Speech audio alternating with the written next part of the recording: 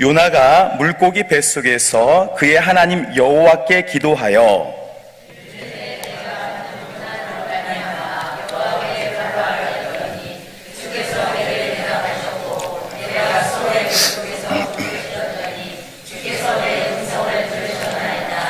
주께서 나를 깊음 속 바닷 가운데 던지셨으므로 큰 물이 나를 둘렀고 주의 파도와 큰 물결이 다 내 위에 넘쳤나이다.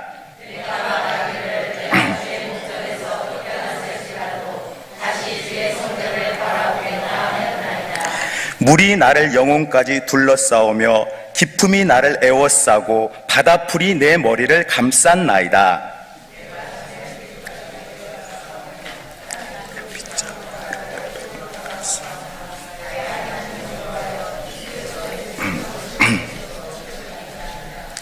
내 영혼이 내 속에서 피곤할 때 내가 여호와를 생각하였더니 내 기도가 주께 이르러 싸우며 주의 성전에 미쳤나이다.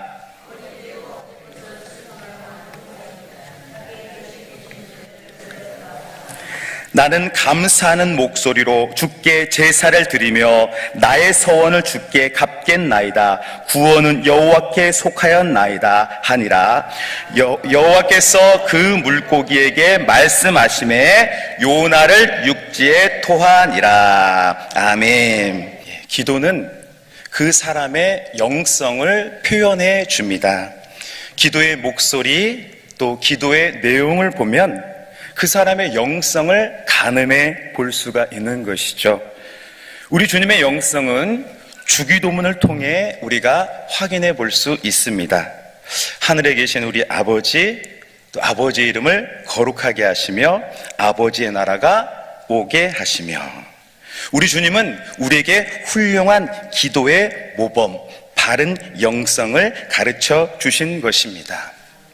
성경에 위대한 사람들도 귀한 기도문을 남겼습니다.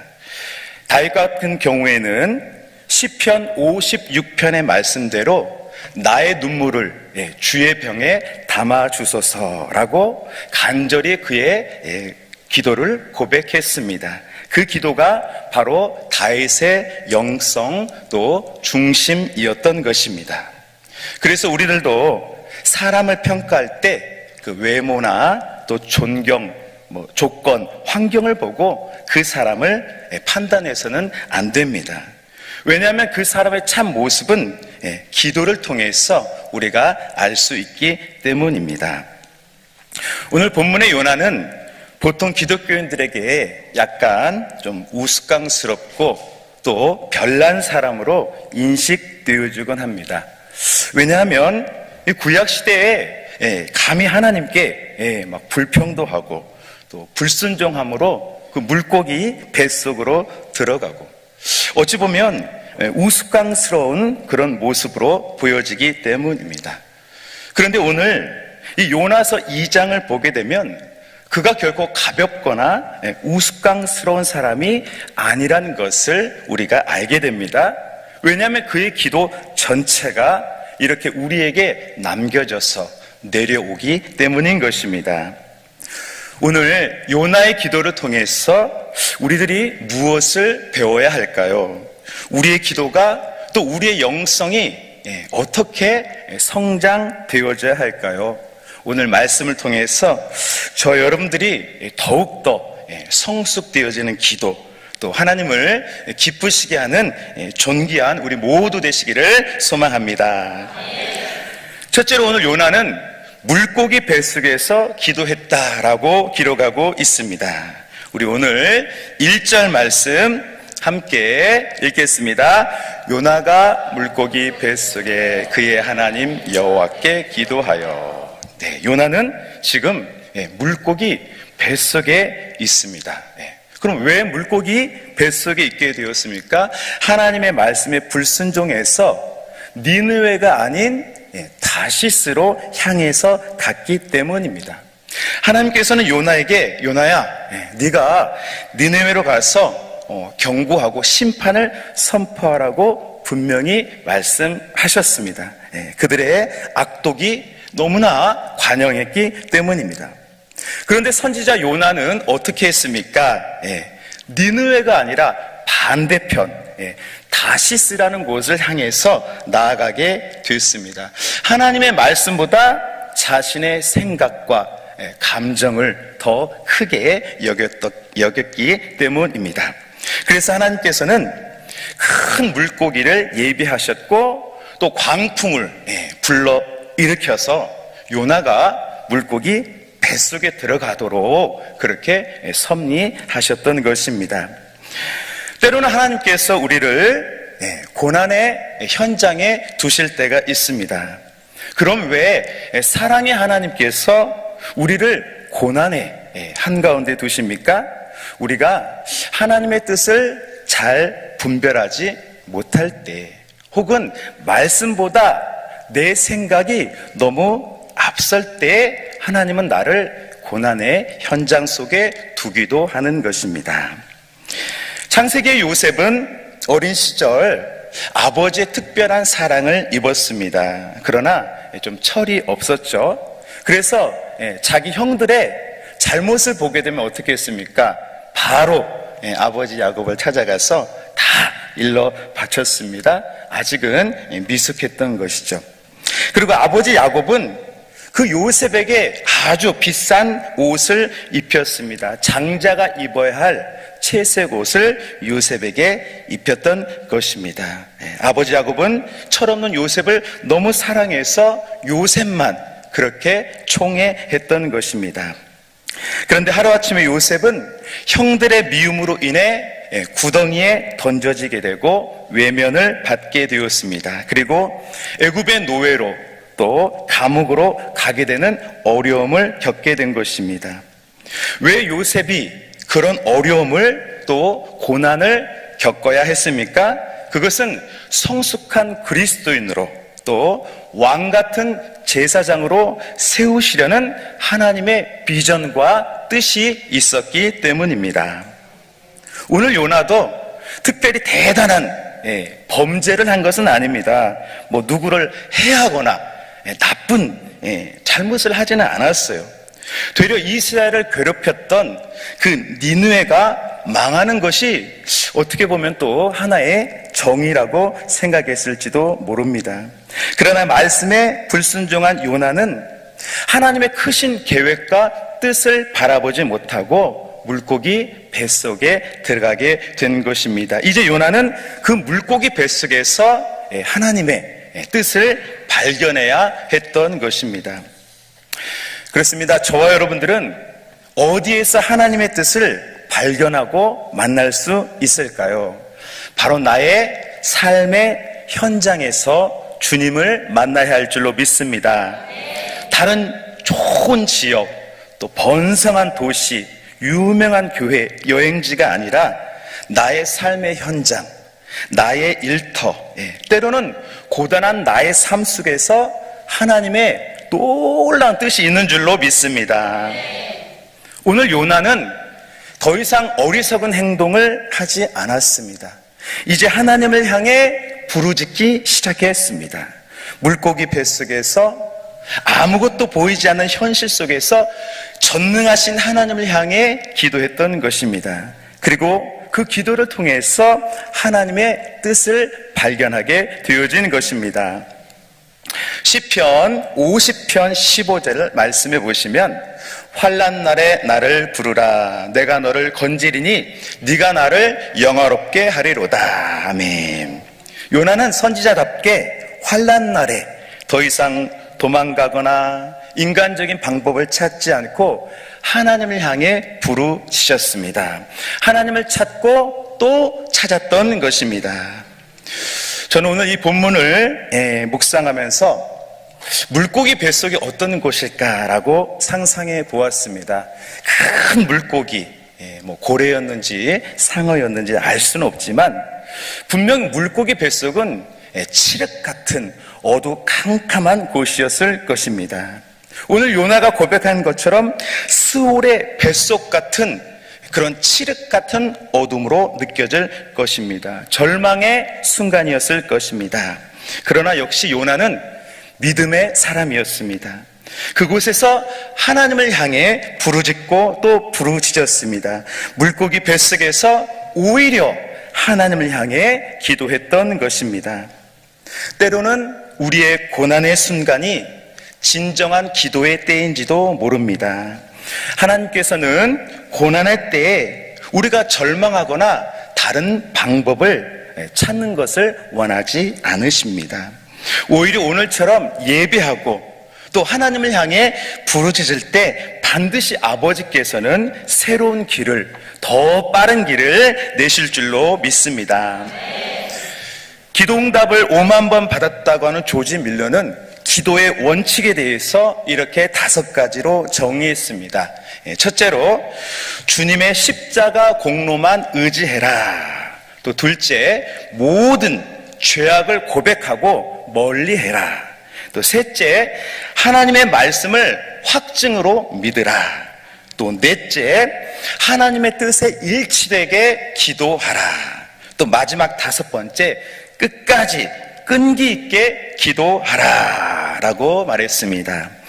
5만 번 이상 기도 응답을 받았던 고아들의 아버지 조지 밀러는 이 기도의 원칙들 가운데서 마지막 비결이 끝까지 기도하는 것이라고 했습니다. 비록 환경이 어렵고 또 어두울지라도 끝까지 포기하지 않고 하나님을 향해 기도했더니 5만 번 이상의 응답을 받았다라고 간증했던 것입니다. 저 여러분도 여러 환경 속에서 환경으로 인해 낙담하는 것이 아니라 오히려 기도의 기회로 삼고 기적을 경험하는 우리 모두가 되시기를 소망합니다. 두 번째, 오늘 요나 선지자의 기도는 감사의 기도였습니다. 우리 7절에서 9절까지 말씀을 함께 읽겠습니다. 내 영혼이 내 속에서 피곤할 때 내가 여호와를 생각하였더니 내 기도가 주께 이르러 싸우며 주의 성전에 헛된 것을 모든 자는 은혜를 나는 감사하는 목소리로 제사를 드리며 나의 소원을 주께 갚겠나이다. 여호와께 속하였나이다 하니라. 네. 고난이 오게 되면 가장 먼저 잃어버리는 것이 감사입니다. 분명 감사할 것이 너무 많은데 어느새 감사보다는 염려, 또 근심, 걱정이 차게 됩니다. 고난 속에 오히려 하나님과 더 멀어지는 삶을 살아가게 되는 것입니다. 그러나 정말 고난이 오게 되면 깨닫게 되어집니다. 진정 지금까지 살은 것이 하나님의 은혜였음을 알게 되는 것입니다. 그리고 그 은혜를 깨달을 때 기도의 문이 열리고 기도의 응답이 떨어지는 것입니다. 오늘 본문의 요나는 참으로 위대한 하나님의 사람이었습니다. 왜입니까? 첫째, 하나님께서 사명을 주셨기 때문이에요. 요나서 1장 2절에 요나야 너 일어나서 큰 성읍 니느웨로 가서 그것을 향해 외치라고 하나님은 그에게 말씀하시고 사명을 주셨어요. 당시 얼마나 많은 선지자가 있고 또 믿음의 사람들이 있었겠습니까? 그런데 하나님께서는 요나를 지명해서 부르셨고 그렇게 놀라운 사명을 허락해 주신 것입니다. 곧 심판이 임할 것이니 너가 회개하도록 돌이키도록 해라 라고 큰 사명을 주셨다라는 거예요. 우리들도 다 각자 사명이 있습니다. 그 사명은 아무렇게나 그냥 주어진 것이 아닙니다. 하나님께서 달아보시고 맡길 자에게 맡기신 것입니다. 그리고 우리가 충성하며 그 사명을 감당할 때 하나님은 더 크고 좋은 곳으로 더하여 주는 것입니다. 이후에 요나가 순종하게 되니까 이제 어떻게 됐습니까? 겨우 하룻길을 가며 회개를 선포했더니 니느웨 모든 사람들이 눈물을 흘리며 주님께 돌이켰습니다. 금식을 하고 철저히 애통해하며 회개했습니다. 요나의 어설픈 순종이었지만 하나님은 그렇게 놀랍게 기적을 보여주시고 사람을 살린 것입니다. 그리고 이 신약 성경을 보시면 우리 예수님께서 요나를 거론하셨습니다. 요나가 밤낮 살 물고기 뱃속에 있었던 것처럼 우리 예수님도 그러해야 한다라며 요나를 그렇게 말씀하셨던 거예요. 요나는 그렇게 귀하고 아름다운 사람이었던 것입니다. 저 여러분도 돌아보면 감사할 것이 얼마나 많이 있습니까? 그러나 고난이 길어지면, 어려움이 많아지다 보면 나도 모르게 감사는 사라지고 기도가 끊기게 됩니다. 하나님과의 관계가 내 편에서는 멀어진 것처럼 느껴집니다. 그러나 하나님께서는 그 고난의 현장 속에서도 나와 함께 하시고 지금도 우리를 인도해 주시는 줄로 믿습니다. 우리가 잘 아는 기독교 명화가 있습니다. 한 청년이 예수님과 함께 모래사변을 신나게 걷고 있었습니다. 그 청년은 예수님과 동행하는 그 순간이 너무 기뻐서 주님과 웃으면서 그 길을 걸었습니다. 신나게 발자국을 남겼습니다. 그런데 그 청년이 정말로 힘든 순간에 뒤를 돌아보니까 자기 발자국밖에 보이지 않았습니다. 내가 좋을 때는 주님이 함께 하시더니 주님의 발자취가 보이지 않았던 거예요. 그래서 그 청년이 예수님께 기도했습니다. 주님, 제가 그렇게 좋을 때는 함께 하시더니 제가 어려울 때 주님 어디 계셨습니까? 그랬더니 주님은 내가 너를 업고 간 것이다. 저 발자국은 내가 너를 업고 간 발자국이다 라고 말했다고 합니다. 그렇습니다. 우리도 고난의 현장 속에 되려 감사하는 저와 여러분 되기를 원합니다. 십자가를 바라보는 저와 여러분 되기를 원합니다. 주님께서는 십자가로 우리의 아픔과 또 질병, 저주를 받아주셨습니다. 이제 우리는 환경에 어려움이 있지만 의인으로 은혜 받은 자로 살아가고 있는 것입니다. 우리의 고난은 면류관이 되는 것입니다. 저와 여러분들은 고난의 현장 속에서 오히려 감사로 축복의 문을 여는 우리 모두가 되기를 원합니다. 기독교 사업가 신여철 대표가 연호로만이라는 프렌치 사업을 시작했습니다. 그는 어려운 시기 속에서 기독교 정신으로 사업을 시작했는데요. 그 가게의 현판에 Only Jesus라는 상호명을 걸고 또 가게에는 모든 가게에 CCM 찬양을 틀게 하고 철저히 복음주의 신앙으로 사업을 시작했다라고 합니다. 또 주일이면 가게를 쉬고 수입의 1%는 미자립교회나 또 선교지에 보내게 했다라고 합니다. 또 매월 원래외로 하나님께 예배를 드렸다고 해요. 그렇게 전국에 프랜차이즈점을 열게 되니까 어느새 연매출 200억 이상의 수입을 내는 아주 대표적인 기업가가 되었다고 합니다. 여러 오해와 또 어려움들이 많이 있었지만 복음의 통로로 쓰임 받으려는 목적으로 기도하며 예배했더니 그렇게 놀라운 기적을 경험했다라는 것입니다. 저 여러분들도 어려울 때 또 어려울수록 더욱 성경적인 삶, 성경적인 기도로 위기를 돌파하는 우리가 되었으면 좋겠습니다. 세 번째, 요나의 기도는 성전을 바라보는 기도였다라고 말씀합니다. 우리 본문의 4절 말씀, 우리 4절 함께 읽겠습니다. 내가 말하기를 내가 주의 목전에서 쫓겨났을지라도. 아멘. 요나는 물고기 뱃속에서 주의 성전을 바라보았습니다. 아마 예루살렘 그 성전을 향하여 기도했을 것입니다. 주님의 임재가 있는 곳, 주님을 예배했던 장소를 이렇게 바라보고 기도했던 것입니다. 예루살렘 성전은 어떤 곳입니까? 열왕기상 9장 1절에 솔로몬이 성전을 건축하자 하나님께서는 그런 말씀을 주셨어요. 내 눈길과 내 마음이 항상 그곳에 있으리라. 또 8장 말씀에는 혹 범죄했을지라도 주님께서 그들의 기도를 들으사 용서하여 주시옵소서라고 기도했던 것입니다. 즉 성전은 하나님의 임재와 약속이 충만한 곳이었습니다. 요나는 자신의 모든 생각과 고집을 내려놓았습니다. 잃었던 신앙을 다시금 찾고자 성전을 바라보았습니다. 혹 자신이 범죄했을지라도, 주님을 떠났을지라도 성전을 향해서 기도했던 것입니다. 우리도 세상을 살아가다 보면 나의 편견과 고집으로 하나님의 영광을 가릴 때가 종종 있습니다. 고의로 그런 것은 아닌데 나의 오래된 삶의 패턴, 사고방식이 하나님의 뜻과 반대되는 순간이 있습니다. 그럼 우리들은 어떻게 해야 됩니까? 오늘 요나처럼 나의 것을 내려놓고 성전을 바라볼 때 기적이 나타날 줄로 믿습니다.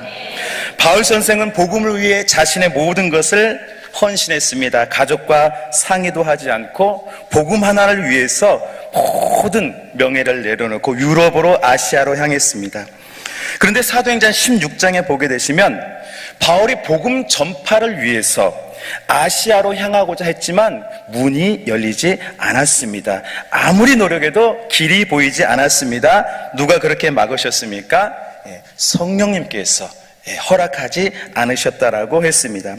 그런데 환상 가운데 마게도냐 사람들이 손짓을 하며 바울에게 오라고 표현을 했습니다. 바울은 그 환상을 보고 자신의 생각을 내려놓고 행로를 바꿔서 마게도냐 빌립보 성으로 가게 되었습니다. 그리고 루디아를 만나게 되고 구원의 역사가 계속해서 비춰지게 된 것입니다. 시편 25편 9절 말씀에 온유한 자를 정의로 지도하시며 온유한 자에게 그의 도를 가르치시리로다 라고 말씀하셨습니다. 우리가 주님 앞에 낮은 마음, 부드러운 마음을 가질 때 주님은 우리를 가르쳐 주십니다. 깨닫게 해 주십니다. 더 복된 길로 인도하십니다. 그러나 우리가 나의 것을 끝까지 고집할 때 성장은 멈추게 되는 것입니다. 오늘 요나는 자신의 불순종을 회개하고 모든 것을 내려놓고 성전을 바라보았습니다. 하나님의 약속, 하나님의 임재, 권능을 바라보았습니다. 두 손 두 발을 다 들고 주님을 찾고 찾았습니다. 그래서 자신의 상식을 뛰어넘는 하나님의 구원 역사에 동참할 수 있었던 것입니다.